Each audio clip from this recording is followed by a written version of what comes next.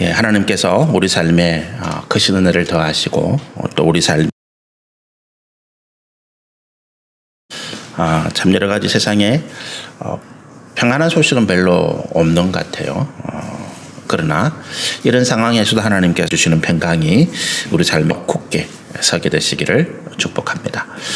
우리 지난주에 다섯째 인을 떼실 때 임하는 심판 9절과 10절까지의 말씀을 함께 나누셨습니다.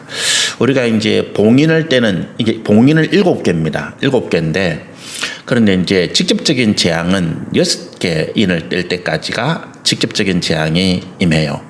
그리고 이제 7번째 봉인을 떼는 것은 이것이 이제 천사들이 나팔을 부는 나팔의 심판과 연결되어지 하는 사실은 성경에 없어요. 왜 그런 거라고 생각해 보면 이것도 하나님의 또 다른 은혜라고 생각됩니다.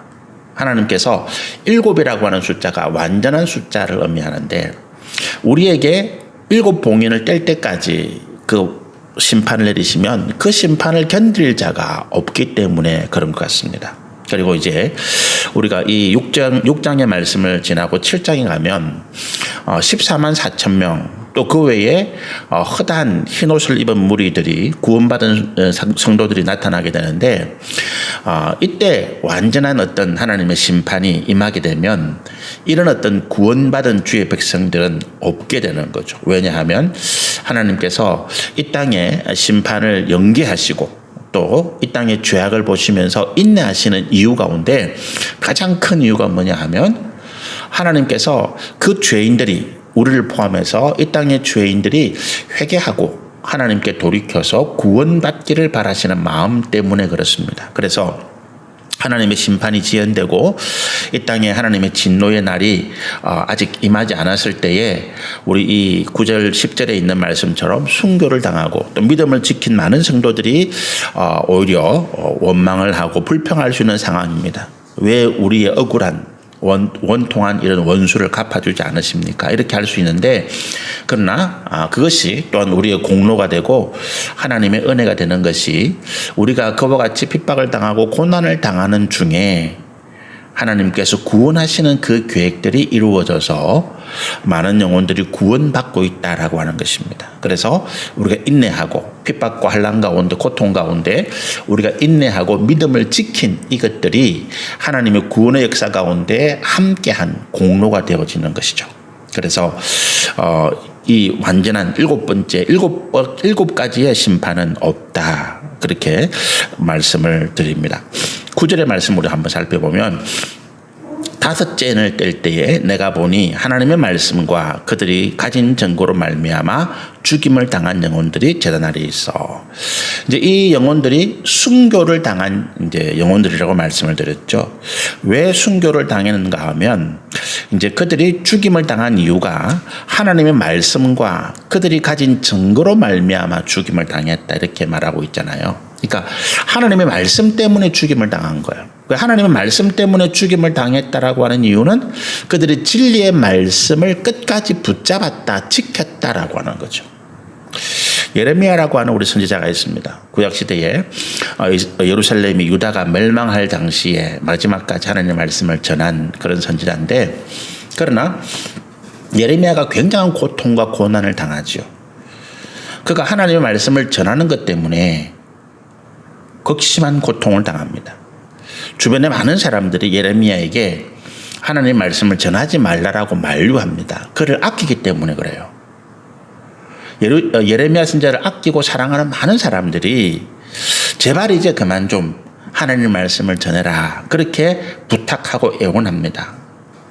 끝까지 예레미야가 하나님의 말씀을 전하다가 죽임을 당할 수 있기 때문에 그렇습니다. 그러나 예레미야는 자기가 하나님의 말씀을 전하는 것을 포기하지 않습니다. 이것이 우리가 하나님의 말씀 안에 살아가는 믿음의 사람들의 모습입니다. 주변에 많은 사람들이 제가 이제 신앙생활을 하고 신대원을 들어갈 때에 우리 형제들 주변에 많은 사람들이 저를 만류했습니다. 야, 저보고 니 참 똑똑하고 일도 잘하고 하는데 나하고 같이 사업하자.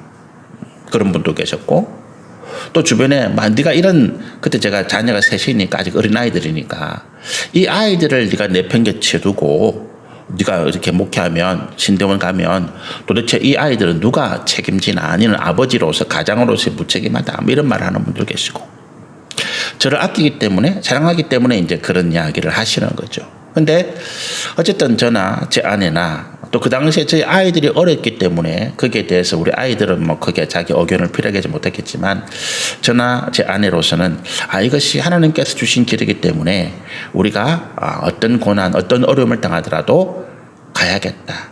그리고 한 가지 믿음은 뭐냐 하면 하나님께서 우리를 이 땅에서 망하게 하시지는 않을 것이다. 이런 믿음을 우리 가지고 있었던 적이 있습니다. 그래서 이 9절에 나와 있는 이 죽임을 당한 영혼들이 순교한 영혼들이라는 것은 첫 번째 증거가 그들이 하나님 말씀 때문에 죽임을 당했다라고 하는 것이고, 두 번째는 그들이 가진 증거로 말미암아 죽임을 당했다. 구약 시대에 수많은 믿음의 사람들이 어떤 증거를 가지고 있었습니까? 그 당시 이제 예루살렘 또 유다, 이스라엘 이런 가나안 땅에 살아가고 있는 하나님의 백성들 또 이스라엘 백성들을 침략하고 공격하고 핍박했던 주변의 이방 나라들을 보면 대부분 다 우상을 섬기는 나라들이죠. 애굽, 아수르, 바벨론, 바사 말할 것도 없고, 그 당시에 이스라엘이나 유다의 왕들, 귀족들도 하나님보다는 우상을 섬기는 그런 상황이었습니다. 지금 이 땅도 마찬가지잖아요. 우리가 하나님을 믿는 믿음의 신실한 사람들보다 하나님을 믿지 아니하고 우상을 섬기는 사람들이 훨씬 더 많은 돈을 벌고 세상에서 권세와 명예를 가지고 있습니다. 지금 대한민국의 정치의 분야, 경제 분야, 사회에서 여러 가지 활동을 하는 사회 지도자들의 모습을 보면 그들 가운데 예수님을 믿는 사람들은 별로 없습니다. 표를 잘 안 냅니다. 대부분의 사람들이 우상을 섬기고 다른 종교를 가지고 하나님 말씀을 떠나 있음에도 불구하고 그들은 이 땅에 정권을 잡고 재력을 가지고 있고 세상에서 명예를 누립니다. 그런데 우리에게 어떤 증거가 있는가 하면 이 땅의 것들이 전부가 아니다. 이 땅의 세상의 어떤 성공의 결과를 가져오는 재물과 명예와 증거를 우리는 가지고 있습니다. 신약시대의 위대한 사도 바울이 그런 증거를 가지고 있었습니다. 그래서 그가 부활하신 예수를 만난 이후에 그가 가지고 있던 세상의 권력과 명예와 재물을 더러운 배설물처럼 여겨서 버렸다라고 고백합니다. 그것이 믿는 자, 하나님 앞에 믿음으로 나가는 자들이 가지고 있는 증거입니다. 예수를 만난 사람들이 이 증거를 가지고 있어요. 이 땅이 다가 아니고 우리에게는 영원한 하나님 나라가 있고 이 땅의 명예와 권세와 재물이라고 하는 것들은 오히려 우리의 믿음을 해치는 우리가 참된 영광과 상급을 받는데 장애물이 된다라고 하는. 그래서 거기에 가치를 두지 아니하고 우리가 하나님의 말씀을 좇아서 믿음의 삶을 살아가는 여기에 가치를 두는 그런 증거를 가지고 있는 사람들입니다. 그래서 이거를 포기하지 않았기 때문에 이들이 죽임을 당한 것입니다. 유유상종이라 그러잖아요. 악을 행하는 사람들은 죄인들 가운데 믿음의 사람들이 끼어 있을 때에 반드시 핍박을 당하고 고난을 당할 수밖에 없습니다. 왜? 그들과 마음을 같이 하지 않기 때문에 그렇습니다. 악인들은 빼앗고 훔친 재물을 서로 나누잖아요. 그러면서 뭐를 가집니까? 이제 우리는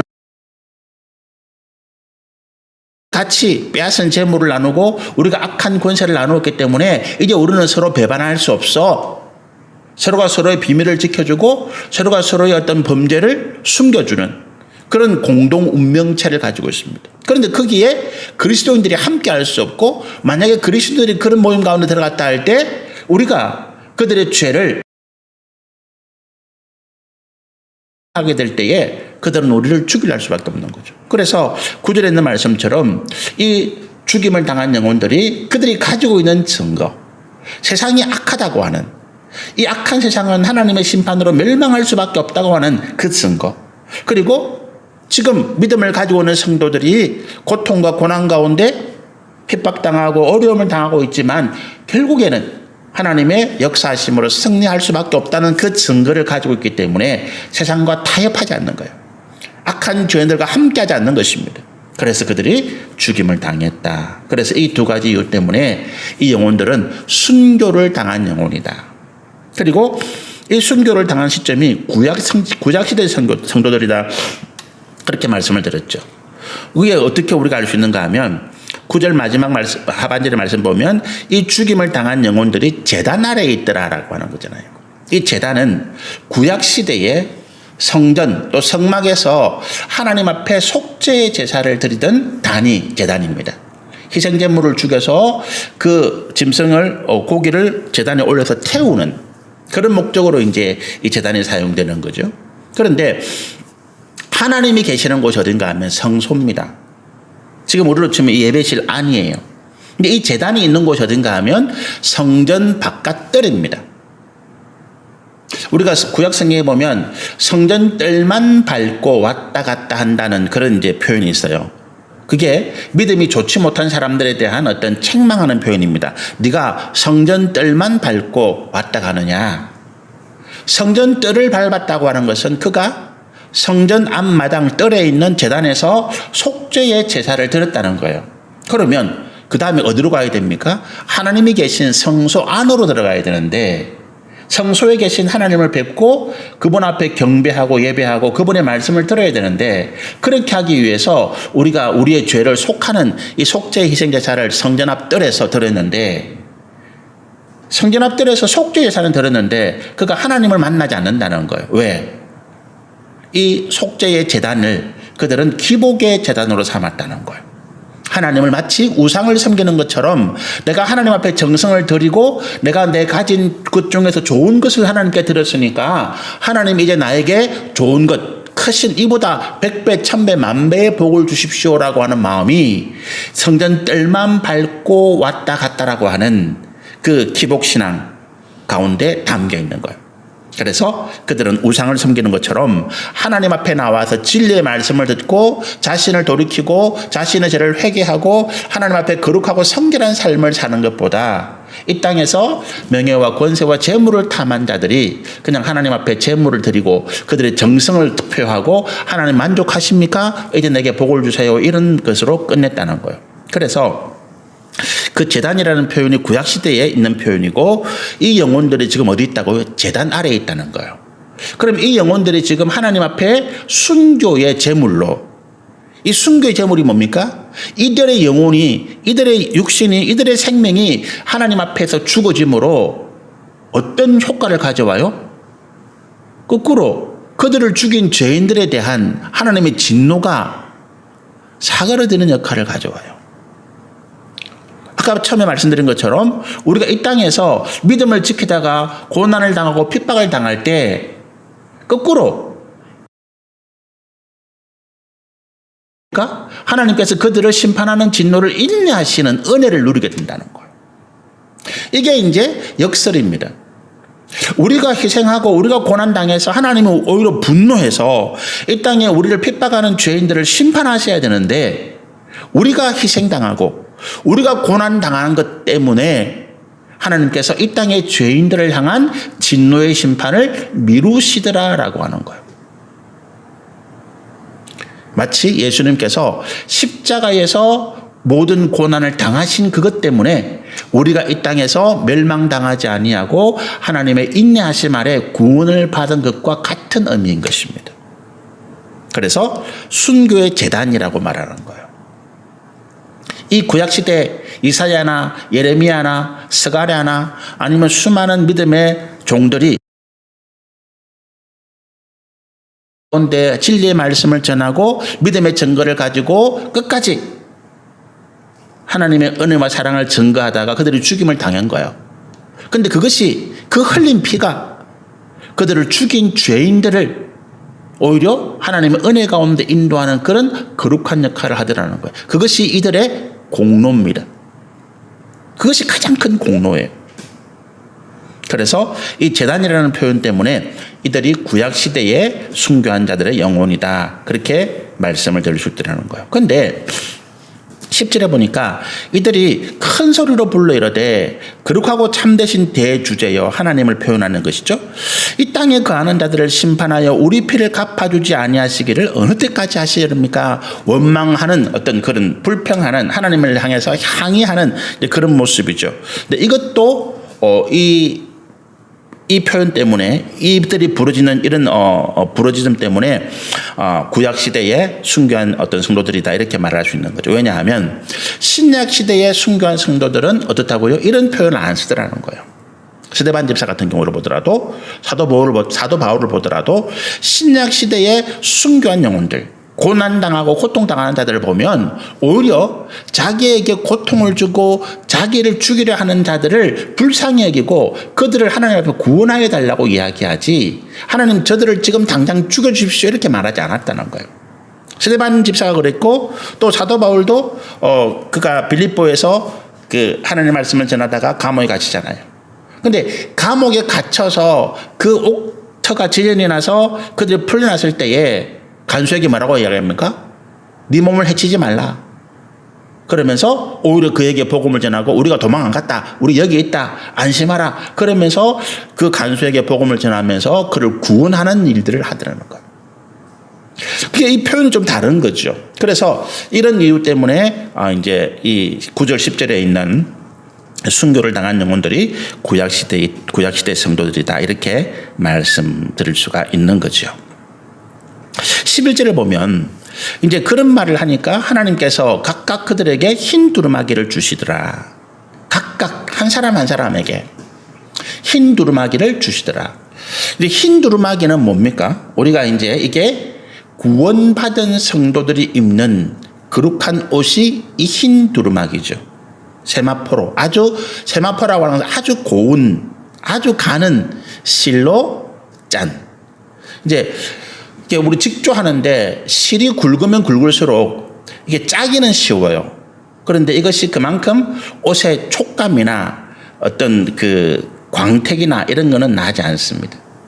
근데 실이 가늘어야 이게 이제 옷이 촘촘하게 짜여지기 때문에 아주 질감이 좋아지고 광택이 납니다. 그런데 이 흰 두루마기라고 하는, 흰색이라고 하는 것은 순교를 말하잖아요. 성결함을 말하는 것이거든요. 그래서 하나님께서 흰 두루마기를 입혀주셨다라고 하는 것은 그들의 믿음, 그들이 하나님 앞에서 순교하기까지 믿음을 지켰던 그 의로움을 하나님께서 인정하셔서 그들에게 야, 이제부터 너희가 의로운 나의 백성이다라고 하는 그런 어떤 표식으로 흰 두루마기를 입혀주시는 거죠. 이제 순교의 재단 안에 있으니까 이게 어떤 모습입니까? 아주 피를 흘리고 이 영혼들이 고통당하는 그런 모습에서 하나님께서 그들에게 흰 두루마기를 입혀주심으로 그들의 모든 아픔, 고통, 상처 이런 것들을 다 치유하시고 덮어주시고 회복하게 하시는 그런 은혜. 거기에다가 그래 너희가 잘했다, 착하다, 충성되구나 라고 하는 어떤 표현이 이 흰 두루마기를 입혀주시는 그런 모습 가운데 있는 거죠. 그들의 삶, 그들의 행위, 그들의 믿음, 그들의 공로를 하나님께서 인정해 주시더라. 여러분, 우리가 창세기 15장에 보면 하나님께서 이제 앞으로 아브라함에게 일어날 일들, 미래의 일들, 그의 후손들에게 일어날 일들을 쭉 말씀할 때 아브라함이 그것을 믿어요. 하나님 말씀을 믿습니다. 그러니까 하나님께서 아브라함을 의롭다라고 인정해 주셨다라고 이야기해요. 그래서 이제 우리가 아브라함을 의인이라 그러고 믿음의 조상 이렇게 이야기하는데, 그런데 그 말씀을 어떤 뉘앙스가 있는가 하면 아브라함은 실제로는 그가 허물이 많고 부족한 것이 많은 사람이고, 아브라함이 창세기 15장 이후에도 여러 가지 실수와 허물을 참 많이 합니다. 이스마엘 사건도 있고요. 여러 가지 일들을 참 많이 겪게 되는데, 그런데 그럼에도 불구하고 어떻다고요? 하나님께서 그를 어렵다고 해 주셨다라고 하는 거예요. 실제로 아브라함은 하나님께서 인정하실 만한 믿음의 어려운 모습이 아니었다는, 그 당시에는 결국에는 그가 믿음의 어려운 자리까지 가게 되지만 창세기 15장에 하나님께서 아브라함에게 하나님 말씀을 믿었기 때문에 그를 어렵다고 인정하셨다는 그 말씀을 하실 때까지만 해도 실제로 아브라함은 하나님께서 인정하실 만한 믿음의 어려운 사람은 아니었다라고 하는 거예요. 그런데 하나님께서 그를 어렵다고 인정해 주신 것입니다. 뭐 때문에? 그가 하나님의 인도하심 안에, 그가 하나님께서 이끄심 안에 순종하고 믿음으로 따라갈 때 결국에는 하나님께서 원하시는 믿음의 온전한 자리, 그리스도의 장성한 분량에 이르게 될 것을 하나님께서 아셨다는 거예요.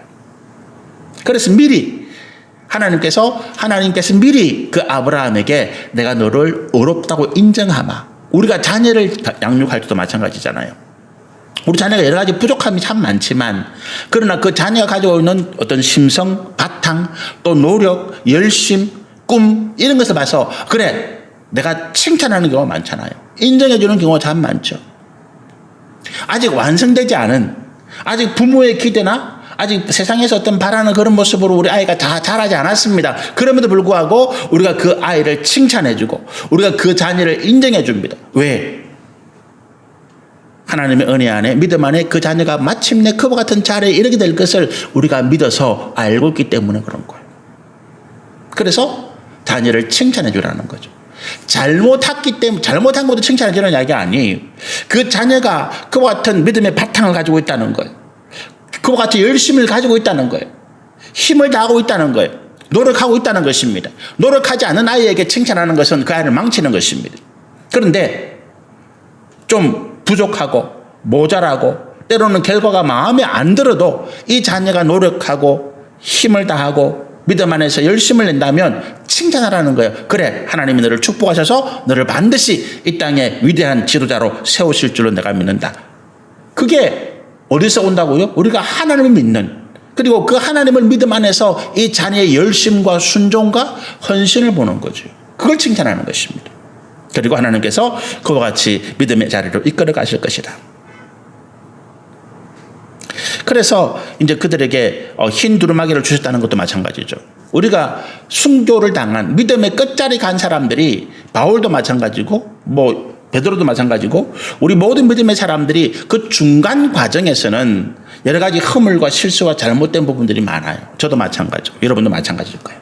그러나 하나님께서 반드시 우리를 믿음 안에서 그와 같이 온전한 믿음의 자리, 하나님께서 인정하시는 믿음의 행위를 온전히 이룬 우리 사명을 다 마친 그 자리까지 우리를 이끌어 가실 것을 믿기 때문에 우리가 감사하고 이 믿음의 길을 포기하지 않는 것입니다. 우리가 이 믿음의 길을 달려가기만 한다면, 우리가 하나님을 의지하고 신뢰하고 순종하기만 한다면 하나님은 반드시 우리를 승리의 자리, 영광의 자리, 하나님께서 높이시는 존귀한 자리에 서게 될 것입니다. 그것이 이제 이 두루마기를 입혀주시는 모습이에요. 그러면서 뭐라고 말씀하십니까? 아직 잠시 동안 쉬라 그러는 거죠. 쉰다는 표현은 제가 지난주에 음부에 대한 말씀을 드렸죠. 그죠? 이제 아직 하나님 나라의 영광이 다 이루어지지 않았습니다. 하나님 나라의 영광이 언제 이루어집니까? 예수님 재림하실 때. 그죠? 그때 이제 이루어집니다. 그때까지는 우리가 다 하나님의 품 안에서 쉽니다. 그걸 구약 성경에서는 음부라고 표현했고 신약 성경에서 예수님은 아브라함의 품 또는 낙원 이렇게 표현합니다.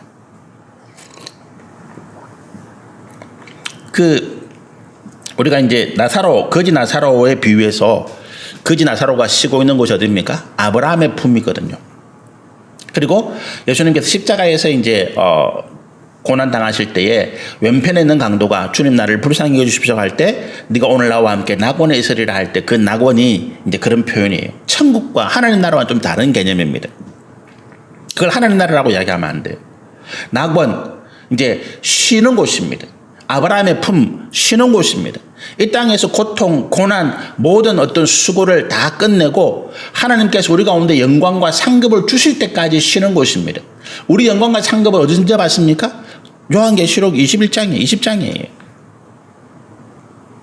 하나님 앞에서 모든 죄인들이 다 심판받고 우리는 거기에서 영원한 상급과 영광을 받는 것입니다. 그때까지 우리는 평안하게 쉬는 것입니다. 쉬라는 거예요. 수고했다고 하는 것이 그 수고와 그 공로를 하나님께 인정하시는 거죠. 그러면서 묘한 말씀을 하십니다. 언제까지 쉬라 그런가 하시면 그들의 동무 종들과 형제들도 자기처럼 죽임을 당하여 그 수가 차기까지 쉬라 하라. 그죠? 언제까지 쉽다고요? 순교자의 수가 찰 때까지, 이 표현이죠. 한마디로 이야기하면 이 땅에서 그들의 동무와 형제들이 죽임을 당하기까지. 그 말은 믿음의 사람들의 순교의 피가 아직 부족하다, 순교의 숫자가 아직 부족하다, 이렇게 이제 말할 수가 있습니다. 이 직접적인 표현은 그래요. 문자적인 표현은 읽어보면 그죠? 그런데 이게 그런 의미는 사실은 아니에요. 이게 표현이 그렇게 되어 있는데, 그러면 하나님께서 순교의 피가 부족하기 때문에 우리가 다 죽기까지 기다리시는가? 도대체 우리가 몇 명이 죽어야 되는가? 임진왜란 이후에 일본의 천주교 신자들이 도쿠가와 이에스라고 하는 그 막부의 그 정권을 잡은 막부의 핍박을 받아서 10만 명이 넘게 순교했다 그러잖아요. 제가 우리 성도들 한번 내년이나 내후년이나 이제 그 한번 나가사키 쪽을 한번 한 4박 5일 부산에서 후쿠오카까지 가는 배가 있어요. 그 배를 타고 밤에 가면 이제 아침에 새벽에 그 후쿠오카에 내립니다. 그럼 후쿠오카에서 이제 나가사키까지 버스를 타든지 뭐 신간센 열차를 타든지 가면 한 1시간 정도면 후쿠오카에서 나가사키까지 갑니다. 나가사키에서 이제 한 3박 4일, 4박 5일 이렇게 하면서 나가사키 근처에 또 뭐 교토가 있어요. 오사카 너머로. 그래서 이제 뭐 그런 일대를 주로 이제 순교지나 그 당시 이제 기독교지를 탐방하는 그런 걸 한번 내년이나 내후년이나 한번 해볼까 생각을 합니다. 우리 성도들은 얼마나 가실지 모르겠지만. 근데 10만 명이 죽었다? 부족합니까? 아니에요. 그런데 이 숫자가 지금 하나님께서 말씀하시는 이 11절이 너희 동무와 형제가 죽임을 당하기까지 기다리라. 그 수가 차기까지 기다리라. 이 순교자의 수를 말하는 게 사실은 아니에요. 아까 제가 말씀드린 게 무슨 역설이라는 게 무슨 표현이었죠? 우리가 순교의 피를 흘릴 때 하나님께서 이 땅에 우리의 순교의 피를 통해서 진노의 심판을 연기하시더라, 인내하시더라는 거죠. 그러면 하나님께서 진노의 심판을 연기하시고 인내하시면서 어떤 일이 일어납니까? 이 땅에 구원의 숫자가 늘어나게 되는 거잖아요. 이 말씀은 그렇게 얘기할 수 있습니다. 이 땅에 하나님께서 작정하신 구원의 숫자가 차기까지 기다리라.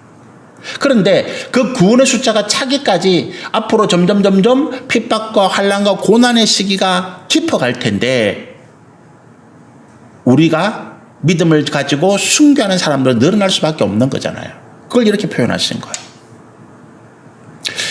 순교당한 사람들이 언제까지 우리를 이렇게 내버려 두시겠습니까? 우리의 원통한 원한을 풀어주지 않으시겠습니까?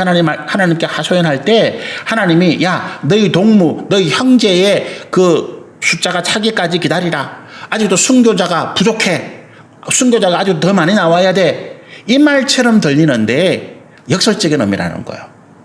아직 이 땅에 구원받을 숫자가 남아있어. 하나님께서 말씀하시는. 그래서 그 숫자가 차기까지 너희가 비록 피를 흘리고 죽임을 당하고 고통과 고난을 당하더라도 내가 인내하마, 내가 견디마. 이 표현이에요. 하나님의 사랑과 긍휼의 표현이죠. 구원의 숫자가 차기까지. 구원의 숫자가 차기까지. 그래서 6장의 말씀이 끝나고 7장의 말씀을 가면 14만 4천 명이라고 하는 구약시대에 구원받은 성도들의 숫자가 나오고 그 뒤에 신약시대에 누구도 나오는 그런 모습이 기록되어 있는 거죠.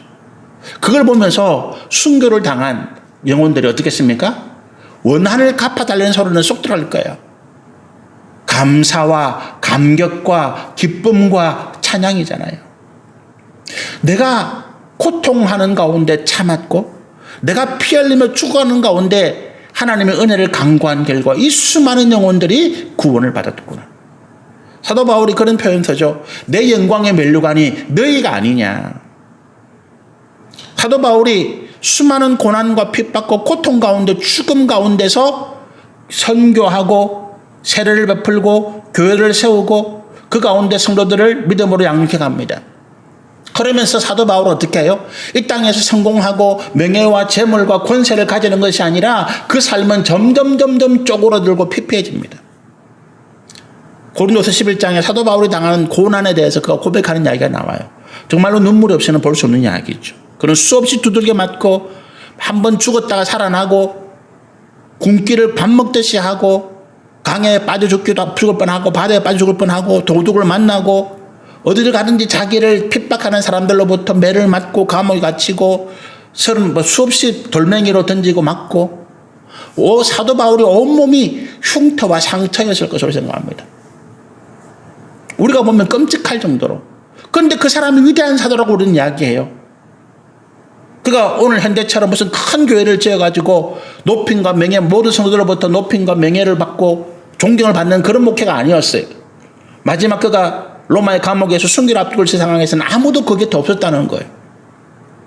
그런데 그런 그가 자기를 떠났던 성도든 아니든 그로부터 세례를 받고 믿음을 통해서 구원을 받은 수많은 성도들을 바라보면서 너희가 내 영광의 면류관이다 이렇게 이야기를 해요. 이 모습입니다. 저 같으면 제가 그렇게 죽을 똥 살 똥 모르고 열심히 했는데 성도들이 다 배반하고 떠나가고 나는 다 망하고 이제 먹을 것도 없이 감옥에서 억울하게 죽어가는 운명이라면 삶이라면 저는 얼마나 원통을 억울해서 부르짖겠습니까? 하나님 저를 떠난 사람들 저것들 다 망하게 해주세요. 뭐 이런 표현을 쓰면서. 그런데 그 고난 가운데 당한 구원받은 성도들의 모습을 볼 때 사도 바울이 너희가 내 영광의 면류관이다. 그렇게 말한 거죠. 그것이 11절의 말씀입니다. 하나님께서 그 7장에 있는 14만 4천 명의 구약시대에 구원받은 성도들을 대표하는 숫자, 신약시대에 누구도 셀 수 없는 흩한 무리가 흰옷을 입고 하나님께 나올 때에 하나님 그렇게 말씀하시는 거예요. 이 순교당한 영혼들에게 봐라, 너희가 인내하고 너희가 참고 너희가 피 흘리고 너희가 죽기까지 하나님 말씀을 전하고 증거한 그 열매가 바로 저들이다. 그것이 우리의 영광이고 우리의 상급이 될 줄로 믿습니다. 12절에 보면 6째인을 떼는 심판이 나옵니다. 그런데 그렇죠? 이게 이제 심판이에요. 큰 지진이 났다. 그런데 이게 얼마만큼 큰 지진인가 하면 대륙의 판이 흔들릴 그런 큰 지진이에요. 이제 지진이 일어날 때 뭐 유라시아판, 태평양판, 뭐 인도판 이런 이제 그 큰 땅덩어리들이 서로 움직이면서 이게 경계가 맞물리면서 나는 게 지진이거든요. 그 가운데 화산이 폭발하기도 하고. 그래서 이런 큰 땅덩어리 대륙들이 움직이면서 그 서로 맞물리고 충돌하는 이런 모습입니다. 엄청나게 큰 지진인 거죠.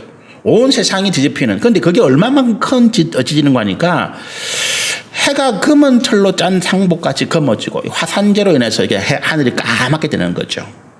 화산재로 인해서. 그리고 달은 온통 피같이 되더라. 역시 이 검은 연기로 인해서 달이 붉게 보이는 것입니다. 얼마나 큰 지진의 영향. 그 다음에 하늘의 별들이 13절에 무화과 나무가 대풍에 흔들려 설익은 열매가 떨어지는 것 같이 땅에 떨어지고 우리 눈에 그렇게 보이는 거예요.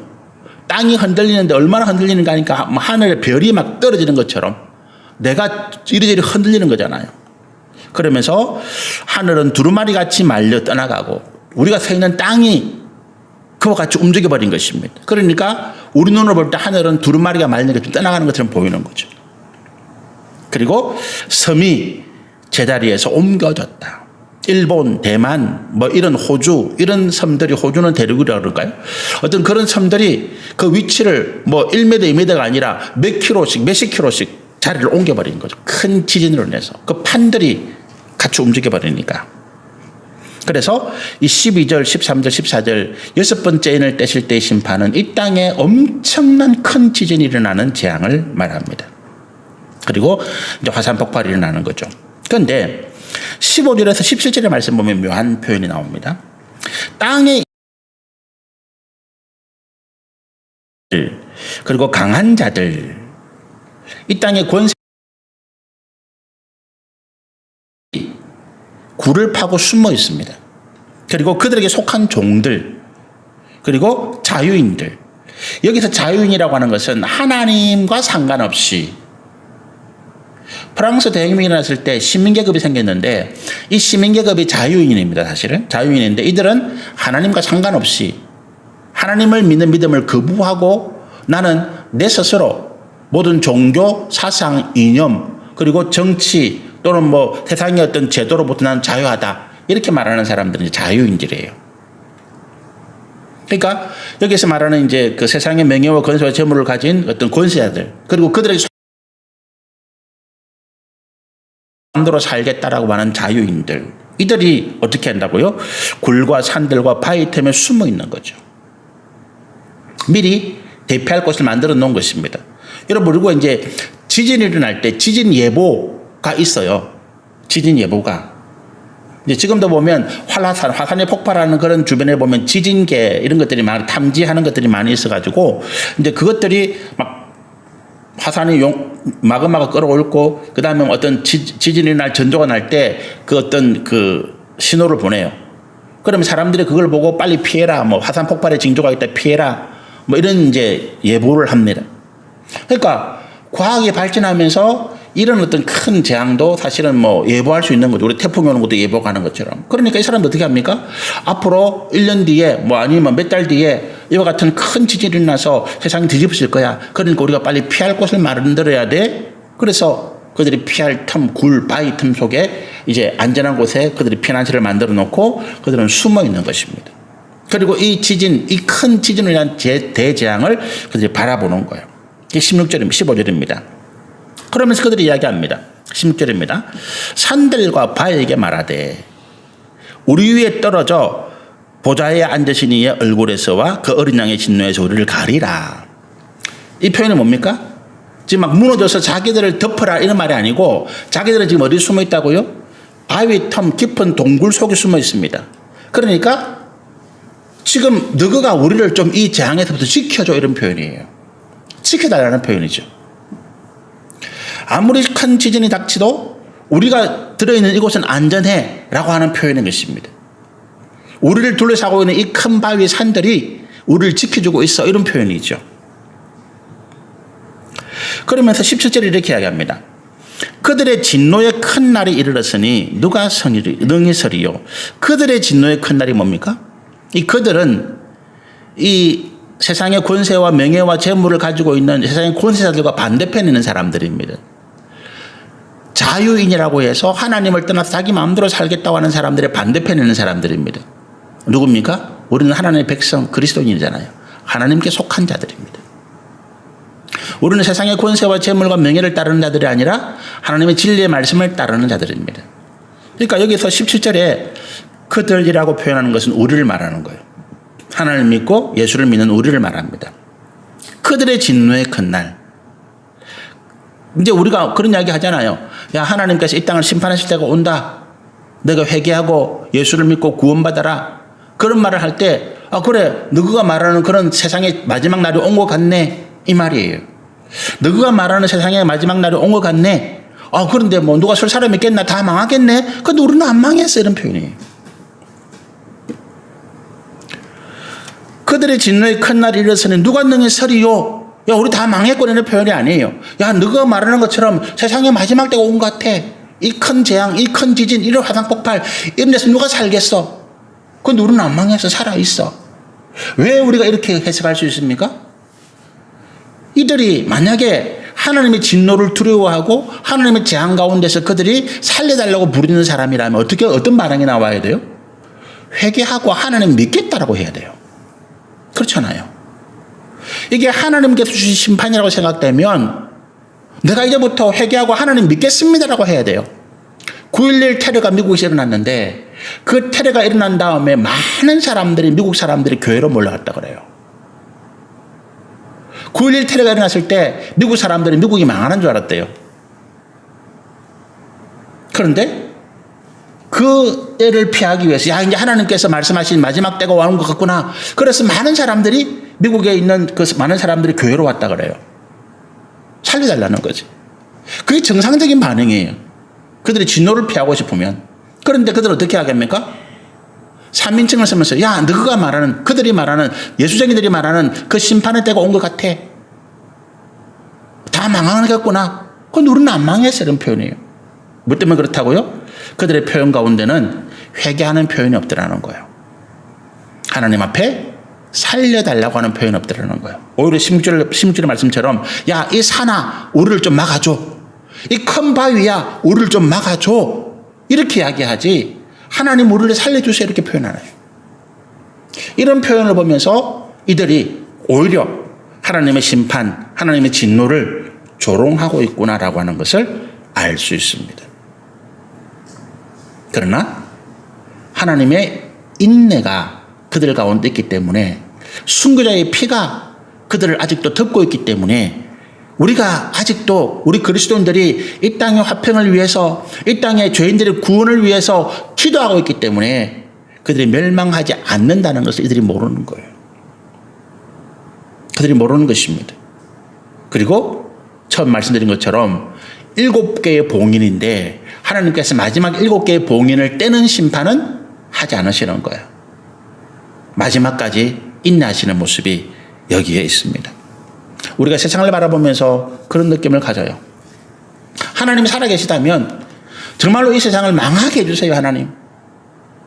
이런 죄악, 이런 고통, 믿음으로 살아가는 우리가 이런 핍박을 당하고 이런 어려움을 겪는 이런 세상 하나님 망해야 돼요. 그러나 하나님 이렇게 말씀하십니다. 조금만 더 견뎌라. 내가 네 수고와 내가 네 인내와 내가 네 고통과 내가 네가 피를 흘리고 있는 그 모습을 내가 안다. 조금만 견뎌다오. 아직 이 땅에 하나님께서 구원하실 그 영혼들이 남아있다라고 하는 우리의 가족 중에 우리의 형제 중에 우리의 이웃들 가운데 내가 사랑하고 내가 아끼고 내가 존경하는 내가 좋아하는 사람들 가운데 아직도 예수를 믿지 못하고 하나님을 알지 못하고 구원받지 못한 사람들이 많은 거예요. 하나님이 그들을 구원하기를 원하시는 것입니다. 그래서 우리에게 기다리라는 거예요. 이들이 하나님을 알지 못하고 우리를 조롱하고 하나님을 조롱하고 야 하나님의 심판이 어디 있어? 하나님 심판이 있더라도 우리는 충분히 살아날 준비를 다 해놨어. 그렇게 하나님을 조롱한다 하더라도 하나님은 그들을 인내하시면서 그들에게 구원의 기회를 아직 열어주고 계시는 것입니다. 그것이 우리 6장까지 같이 한번 기도하시면 좋겠습니다.